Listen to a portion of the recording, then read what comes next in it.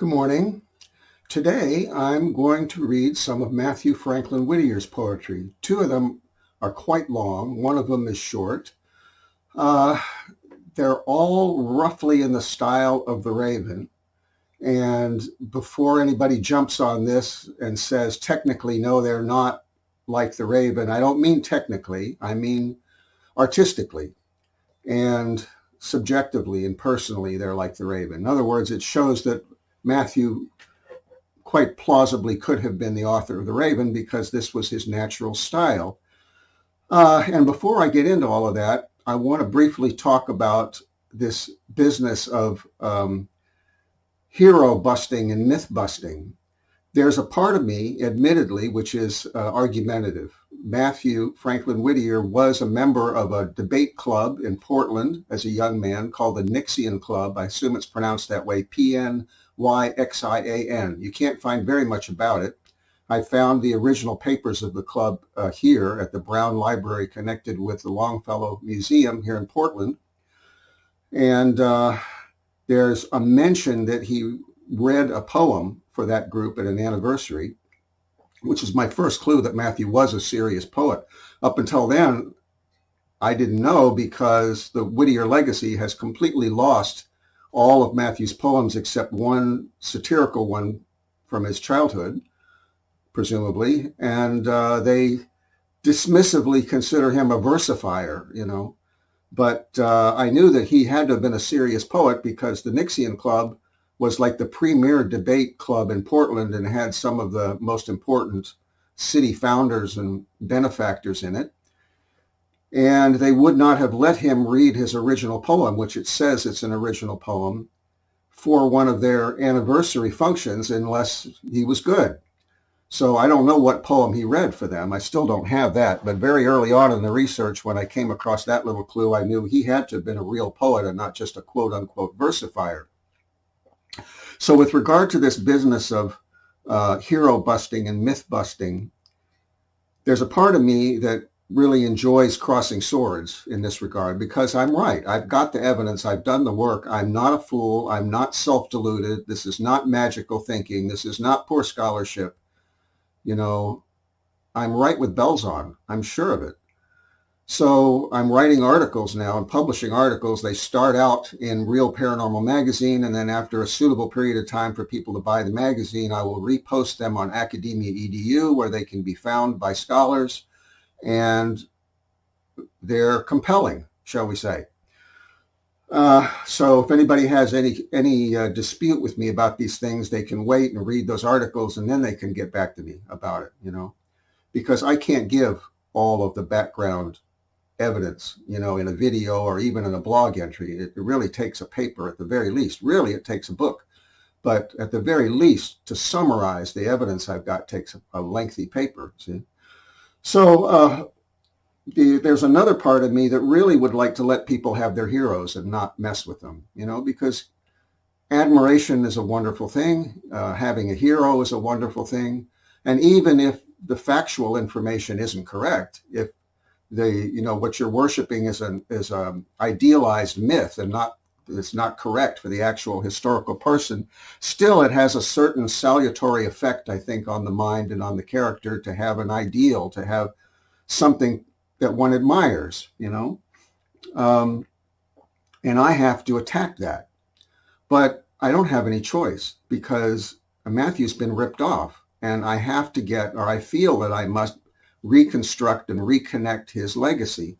And the only way to do that is to tear it from the arms of his plagiarists. I have to discredit them, I have to bust through the myth. I did that with Mathew Franklin Whittier's own brother, John Greenleaf Whittier, and that was for a little bit different purpose. John Greenleaf Whittier never plagiarized anything of Mathew's, with one possible exception, probably with Mathew's permission. An anecdotal story that starts out sounding like John Greenleaf Whittier and very quickly sounds like Mathew, but that's neither here nor there. I had to do that because I had to substantiate my strong past life impressions. Most of my past life impressions have to do with emotional things where strong emotion is involved. And I had some very definite feelings about John Greenleaf Whittier. Mathew felt betrayed by him. And I had to substantiate that was reasonable, rational, and supported by the deep historical record, and it is. So that's another case where really some part of me would really prefer to have left his legacy alone and let people admire him, because he's inspired any number of people who took him as the myth. Well, the same goes with Edgar Allan Poe and Charles Dickens and so on. And I'm sorry, but I really have to go at this full bore, in order to get the job done. So with that said, and I'll add something that I told a Poe fan maybe a year or so ago. I said, I'm not wrong about this. I was trying to tell him this is not open for debate. I'm not wrong. It's like, these people that, for example, find artifacts in the deep strata of the earth that corresponds to hundreds of millions of years ago, and they find a modern looking object embedded in coal. It has to be that there was an advanced civilization 300 million years ago on the earth. There's no other explanation that I can think of. They've got the evidence. So what happens is that scholars steal it, or somehow they make it disappear, see? And then they just ignore it. They just go into denial and refuse to admit that the thing ever existed. Well, you can look these things up online, and you can find Michael Cremo, I believe his name is. I've got his book. I'm reading it. It talks about a number of these ancient artifacts. And it makes perfect sense if you understand that time is cyclical as opposed to linear. And the ancient Hindu sages who talked about the yugas, or ages, the 4 yugas, they cycle up and they cycle down and they cycle up and they cycle down pretty much infinitely. And near as I can tell, when one earth is worn out, another one shows up, and everybody kind of moves over to that, and it just keeps on going. So it makes perfect sense that there would be advanced technology 300 million years ago. From that perspective, the problem is materialism and linear time. From a history which has been built on the basic assumption of linear time, this stuff is going to blow them out of the water, so they just deny it. And the same thing goes with my discoveries. I'm not wrong. I've got the artifacts, the problem is that it doesn't fit. So what I'm going to do is read these poems. Like I said, 2 of them are quite lengthy. I really don't expect anyone from this century to hang in and listen to them unless somebody has an ear for poetry. Otherwise, this is a video. You can just move that cursor right on over and look for the end if you can't stand poetry. And that's fine, So the first one I'm going to read, I'm going to have to put these in my lap. This is the Portland transcript, early Portland transcript. 1841, 1843. And here we have March 11, 1843. I'll put it up on the screen. Now, I was going to say that when I read the poems yesterday of Abby's, I did quite a bit of editing. So where you'll see the close-up periodically coming in of the poem, that's me editing my stumbles and mistakes, a lot of it. I even had to reread a little section where I got the words wrong. Well, I did that out of respect for Abby. I wanted that to be right. In this particular case, I'm not going to go to quite that trouble. I think I'm going to read them through and do the best I can. Excuse me. I haven't had near enough sleep, so I'm sleep deprived, and that's going to make this worse. And this type is sometimes not so easy to read. Nonetheless, with all those caveats, I'm going to try to do my best to read these poems. This first one is called The Crucifixion. Underneath it says a fragment by Poins. Fragment means that it was originally a much longer poem, and there's a demarcation here where right before the last stanza where it's been cut. And I'll tell you what I think this was originally about in a minute. Poins is a signature that Mathew adopted in the early 1840s for a couple years, 2-3 years, in the Portland transcript. And it's 100% verified historically because John Greenleaf Whittier wrote Mathew a letter mentioning the Poins, a piece that was signed Poins as Mathew's. He says, we've received this and we all enjoyed it, and so and so and so on. And it's a Poins piece, see? So I know for sure this is Mathew. And that opened up a huge world for me because before then, the historians were only admitting that Mathew had ever written the Ethan Spike satire. When I established that Poins was really Matthew's signature, I found poetry, I found adventure stories, I found all kinds of different genres that Matthew had written, and including one Gothic ghost story, a ghost story based on real life, which is beautifully written. But here's a poem. Matthew was indeed a Christian. There's one biographer that says that Matthew was a nihilist based on Ethan Spike. He's flat wrong. Matthew was a deeply committed Christian, but he was an esoteric Christian who had been taught by Abby Poyen, his first wife. And she was very advanced in her understanding of mysticism. And one of the things I think she taught him was that nature is not just physical, but also has a mental dimension. And that mental dimension of nature interacts with man's mind and state of consciousness. And when man is involved in wars and, all kinds of horrible dealings, nature sympathetically reflects that back, and a lot of the disasters we see in nature are actually coming from the mental level and not just from the physical level. So climate change is not just physical pollution. I'm guessing it's also mental pollution. That's a very advanced concept. And certainly at this time, they weren't going to print that. I think that's what Matthew was leading to in this poem, and that's the part that's been cut out, maybe by the editor. I don't know whether Matthew cut it out knowing nobody would publish it, or whether Matthew's editor cut it out because he thought it would create too much controversy. But I'm pretty sure that's what this is talking about. So without that, it just reads like a kind of a nature lover's bemoaning about Jesus's crucifixion, but I think it was much deeper and much more targeted. So I'm going to read what we have here. It says original. Over Jordan, vale and mountain, silence gathered like a pall, stayed the torrent, sealed the fountain, boding stillness over all. On Gennesaret's waters playing, not an idle zephyr roves. O'er the Mount of Olives straying, not a breeze the foliage moves. Over Hermon slowly creeping, giant shadows silent go. Round his hoary summit sweeping, veil his coronal of snow. Earth and air are clothed in mourning, sheeted dead from graves appear. From her center, deeply groaning, nature testifies her fear. And then there's the demarcation where something's been deleted. Meet this general fear and sadness. Graves should open, mountains nod. Mortal men are in their madness crucifying nature's God.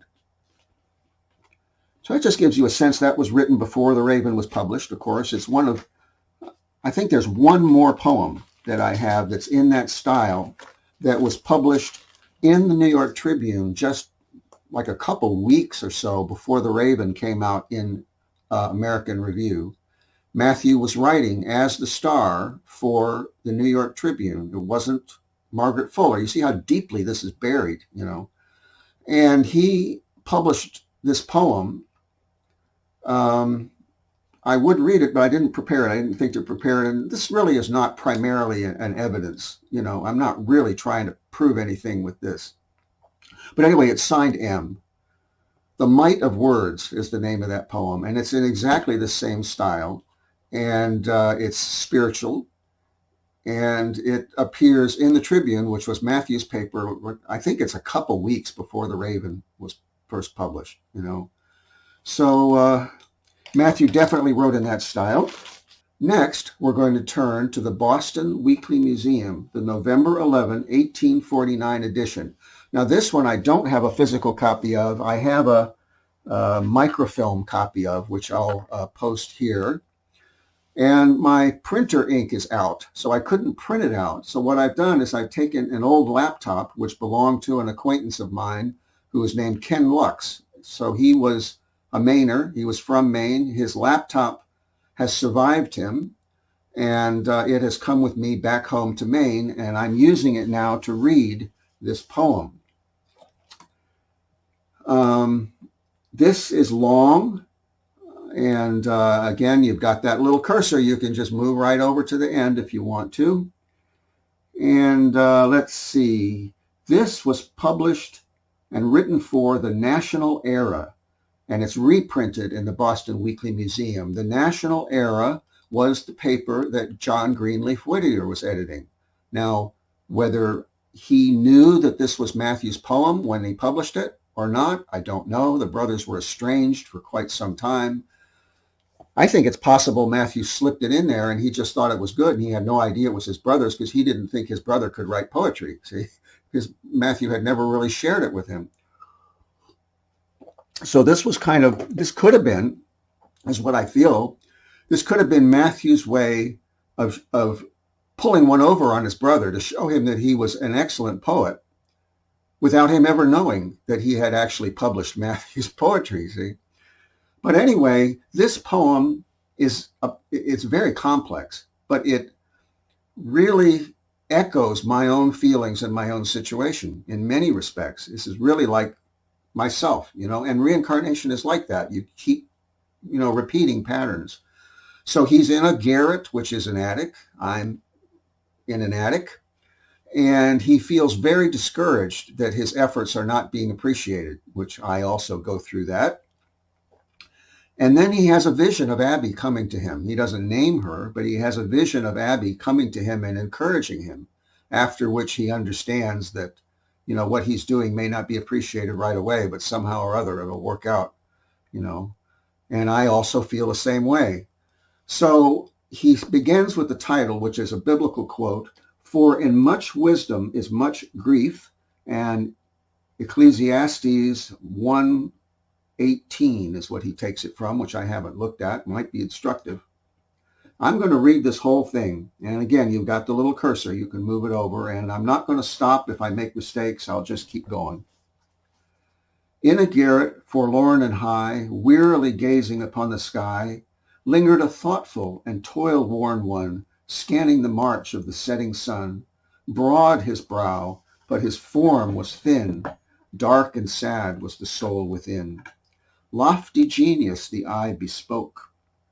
Burning words from the pale lips broke.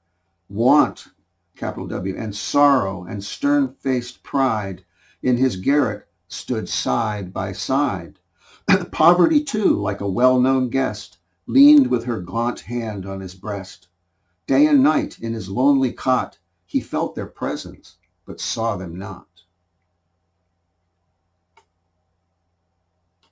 Hark, how sad are his trembling tones. Have I not lessened oppression's groans? Have I not struggled with main and might to crush the wrong and maintain the right? Have I not fought with a ready pen the 1,000 foes of my fellow men? Loving and patient and true the while, well repaid if a single smile of sweet and genuine sympathy in my darkened corner was given me? World, world, world, how thankest thou? Well may an echo voice answer, how? By the chilling jibes, thy sneers, thy hate. Even for these I had long to wait. By the heavy frown and thy bitter curse, pointing me on to the gloomy hearse, whispering constantly from my birth, be thou forgotten, thou cumberest earth. All my foes, with thy poison fed, hurl thy venom upon my head. Triumph, till even friends disdain ever to love or to trust again. A rich light falls on the garret walls, flooding the room with its silver streams. With angel grace, see a star-like face on the lonely student beams. A clear, mild eye, like the pale blue sky, bendeth on him, till he shrinks with awe. So sweet a thing in his journeying he never before saw. This is Abby coming in. Her white robes glitter, for heaven fitter their purity than the guilt-stained earth, so soft and even, surely in heaven she had her birth. Whispers she sweetly, time passes fleetly, lend me, O student, thine ear awhile. Thine is a mission near to fruition, thine heaven smile. Let vice exult, let error rejoice, virtue speaks with a small, still voice. Though vice may summon her hosts around, usurping humanity's battleground, and virtue, whose meek eyes seek the earth, nor dareth to boast her exalted birth, be thrown where the grate and the prison bars shut out the light of the moon and stars, be given a damp and narrow space for a long and wearisome resting place. If the soul rejoiceth to win the right, if the soul foreseeth the coming light, and the heart be pure, What matter? Loftiest motives may meet with scorn. Was not our Lord in a manger born? You will be wronged in a world like this. He was betrayed by a follower's kiss.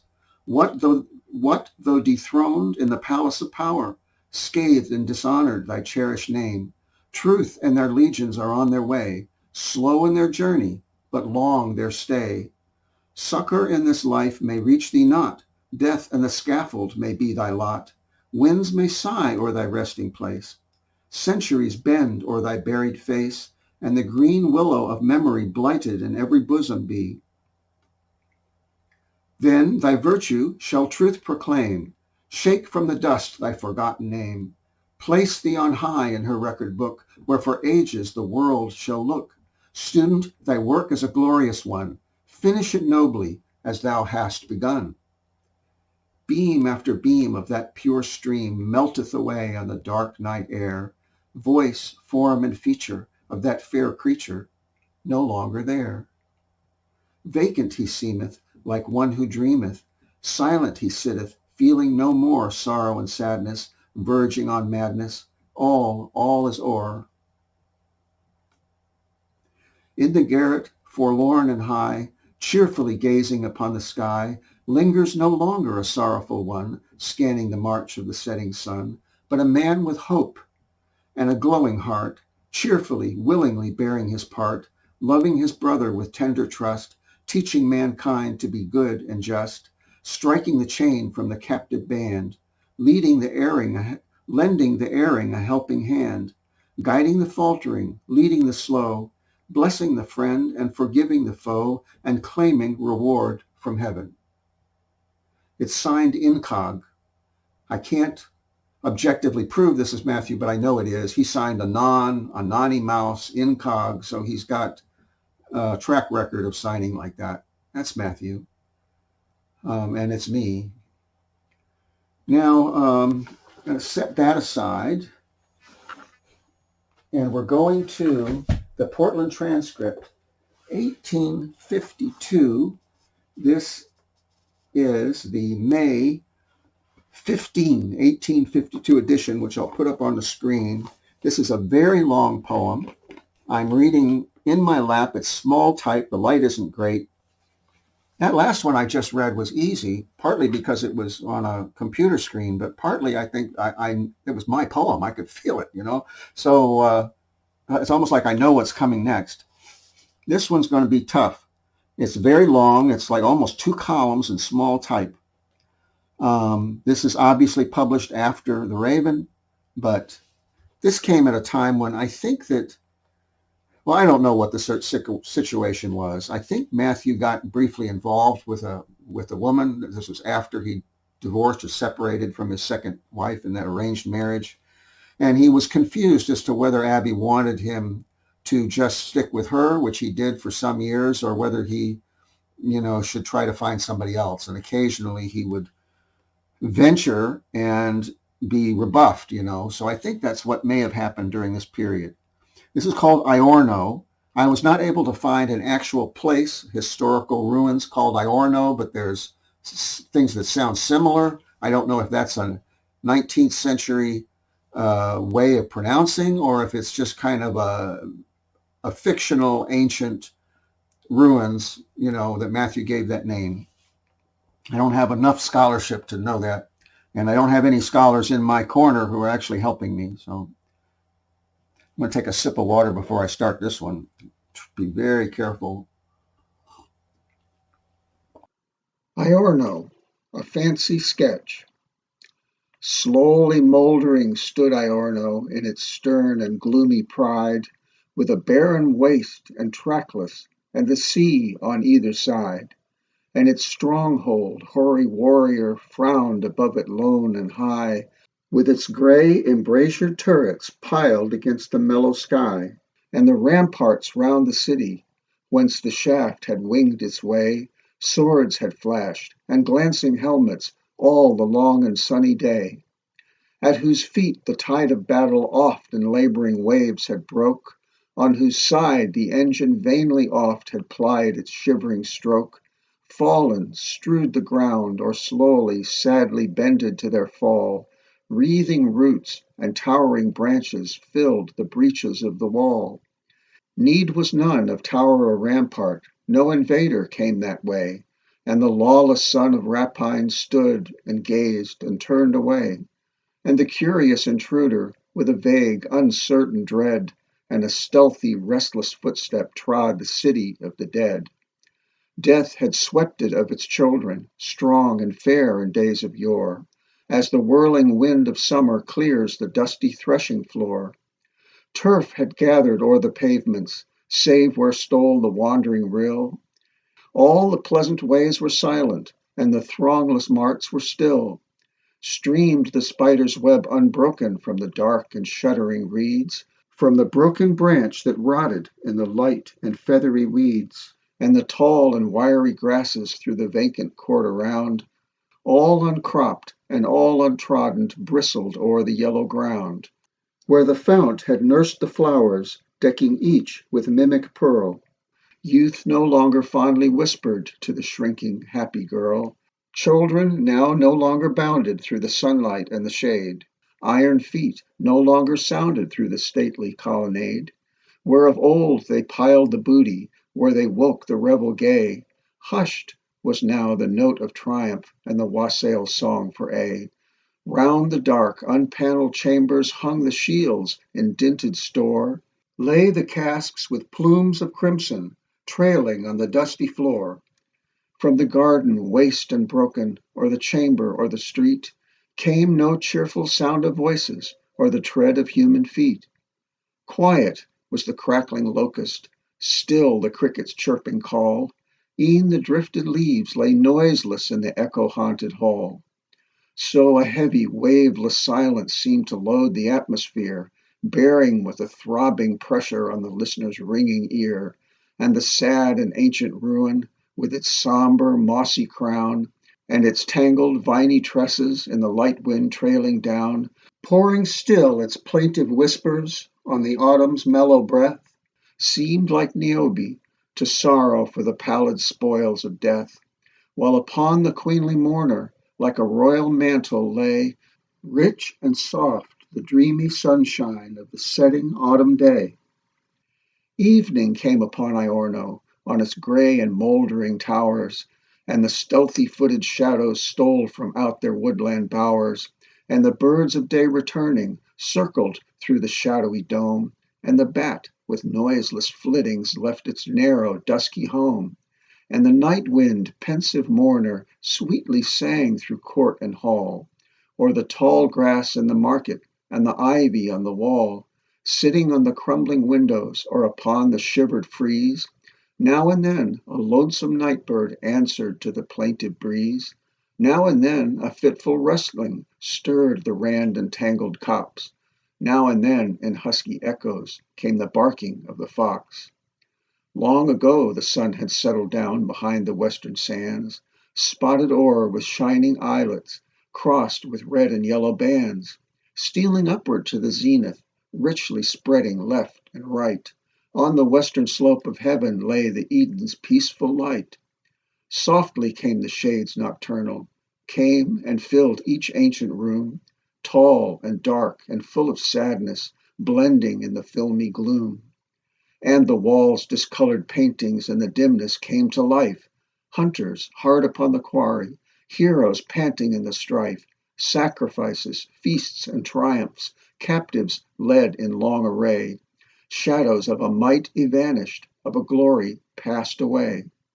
Here and there a broken statue leaned within its narrow nook, or a prince's lordly figure, or a sage with marble book, or a priest with breathless censer, or a hero with his brand clutched, as when it slew no longer in his cold and rigid hand.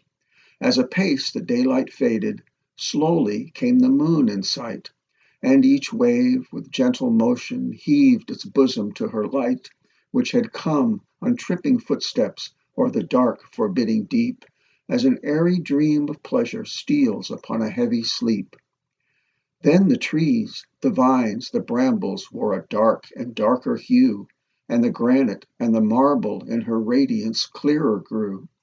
broad facades and noble arches, rough with heroes, steeds, and cars, splintered shafts whose slivered fingers pointed to the mystic stars, while along the inland borders and beside this throbbing shore, up there rose a band of Titans, seen like wreaths of mist before. Tower and turret seemed approaching, while her beams upon them fell, answering her silent magic as a ghost the Sibyl's spell.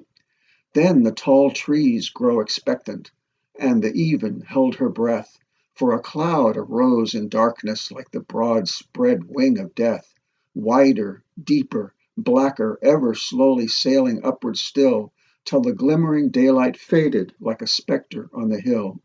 Then the moon recoiled a little mid her fiery host of stars, as of olden time did Pallas from the iron front of Mars. Then with sudden bound she struggled with the darkness pale and wan, struggled for a moment only, and the heavy mass rolled on. Midnight came upon Iorno, midnight angry, wild, and dark, and the heavens grew thick with blackness, and the stones grew white and stark, and the clouds were rolled and riven like the billows on the sea, and the storm wind, sometimes lulling, wailed a dreary symphony, like the death-extorted moanings of a strong and stalwart man.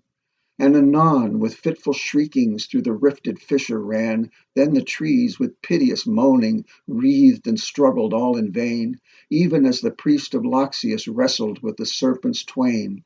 And the whirlwind coiled about them closer like a tightening snake, till upturned they sunk in thunder, or with shivering crash they break. Dark the rain in sheeted masses swept along each lonely street, and each threshold quaked and trembled as beneath a giant's feet, while through door and chink and window passed the storm with steady roar, and the roof with heavy plashings poured its torrents on the floor, and the owl with dismal hootings flew among the columns tall, or with baffled, blinded pinions flapped against the marble wall. From the lashed and gorded ocean came a deep and sullen roar, and the rattling, crashing thunder shook the charnel's iron door, and along the quaking heavens, when careened the lightnings bright, then all forms of gloom and terror, hideous monsters born of night, crouched behind the shattered buttress and beside the ruined wall. Then again the fleecy darkness in a moment buried all. So the light, the shade, the tempest, on the mournful ruin lay, so the silent city mouldered, rife with grandeur and decay. The Raven was written in Matthew's accustomed style. He was that kind of person. People that knew him said he was that kind of person, especially after Abby died. Andrew Jackson Davis writes of meeting him in 1854 and calling him kind of ministerial, is the way he put it, a serious, somber person. And later on, when he found that he was the author of Ethan Spike, he couldn't believe that the same person wrote humor. There's other poems I could read that will tell you that Matthew was in grief his whole life after Abby died. She was never very far away. I can remember that the only time he got relief was there's a few things. One of them was travel. One of them was being with friends and writing. You know, there was a few things that would get his mind off of her briefly. Travel, you know, or traveling around, seeing new sights and so on. But even then, he would be sitting and gazing out the train window, you know, and I have evidence for all of this. So that's definitely Matthew. That is signed with his star, his asterisk, the same signature that he used for the New York Tribune when he wrote the pieces which scholars have mistakenly attributed to Margaret Fuller. And that same period is when he submitted The Raven to American Review there in New York. He was only maybe a block and a half or 2 blocks from Poe's building at that time, I believe, if I'm not mistaken, where the New York Evening Mirror was. The Tribune was very close by. So first and foremost, I've established that Matthew was there, you know. The problem is that his legacy is so deeply hidden that in order to prove Iorno, I have to prove the star. But the star is claimed by Margaret Fuller. And in order to claim the raven, I have to attach Mathew to Francis Quarles. But Francis Quarles is in the Tribune, where he talks about Francis Quarles, just like praises Francis Quarles like a month before The Raven comes out, saying, well, as far as I know, Poe never talked about Francis Quarles, but Mathew did.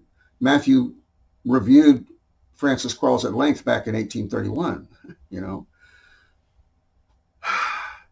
So in order to prove these things, I have to refer back to things that also have to be proven. And in order to prove them, I have to refer to other things that also have to be proven. It's all a tapestry, as I keep saying. I can't go to any authority like the people that run the Wikipedia pages want me to do, or like scholars want me to do, and say, this important scholar says this. There are none. I'm the expert. I'm the scholar. There is nobody else, and so I have to prove the whole thing all at once. Is what I'm trying to say. I have to prove it all at one shot because everything depends on everything else. But I'm right. I spent 11 years doing this, and I'm absolutely right. So those are 3 poems that Mathew wrote that will give you an idea, and they're not by any means the only one. I'd have to guess at how many. I'm saying 20 or 30 that I could pull out that are definitely Mathew's work that are basically in that same style, including The Might of Words, which is in the Tribune. And let's see. I think I have a physical copy of that. You know what I'll do? I'm going to stop this and go.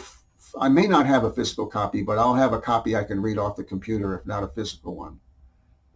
As a matter of fact, I'm almost sure I don't have one because the people that I bought the Weekly Tribune from didn't go back as far as 1844, and I think this was published in 1844. So I'll get a copy on the screen and I'll read that for you.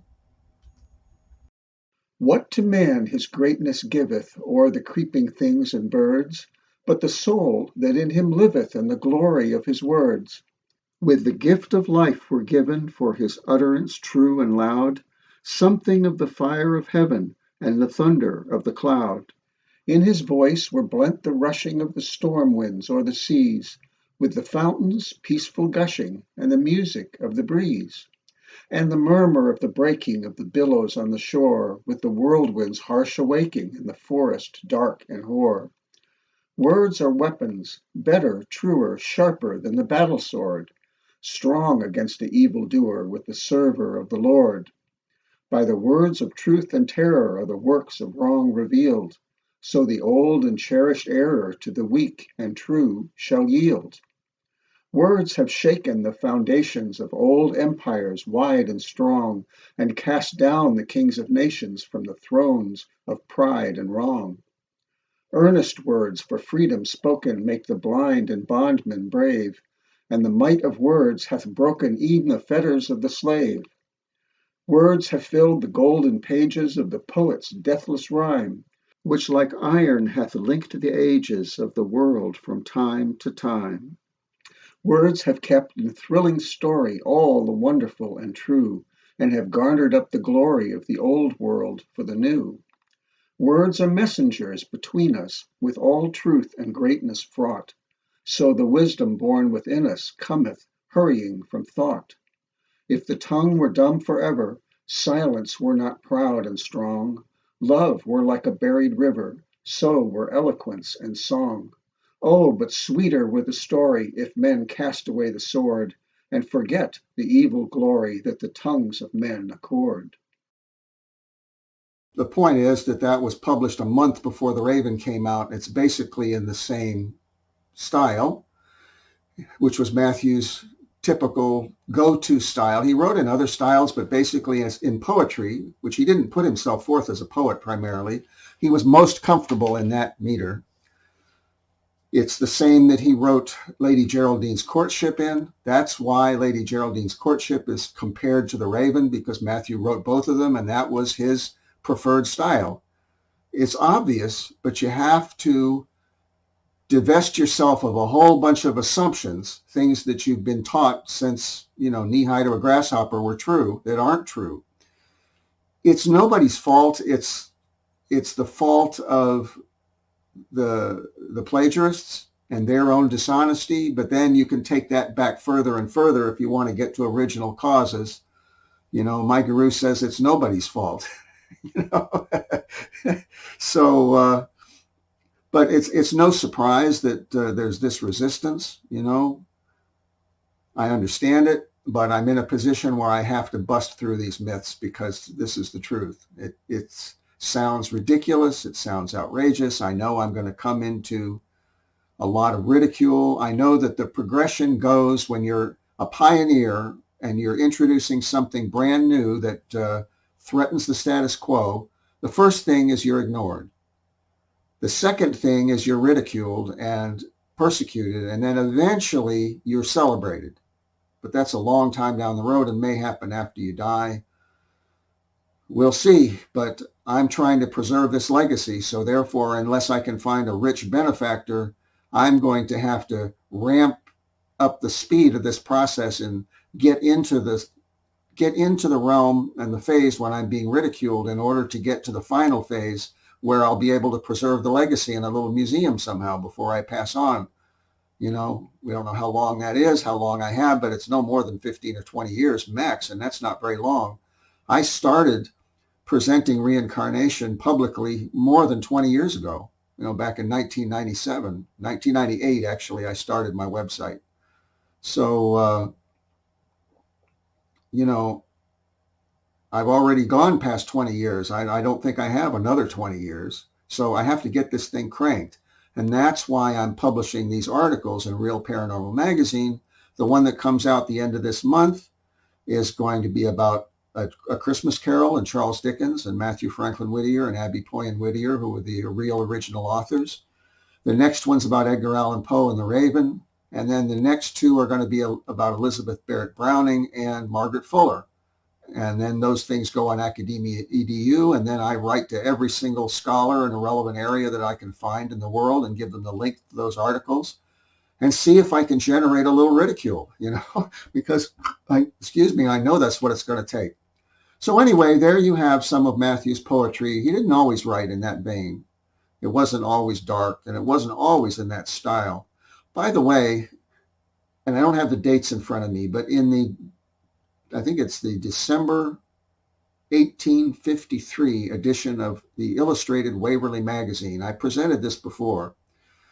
There is a dispute about whether a fellow named, I think it's Thomas Chivers, had actually been plagiarized by Edgar Allan Poe when he wrote The Raven, because he had some pieces that sound similar, or they have similar elements in them.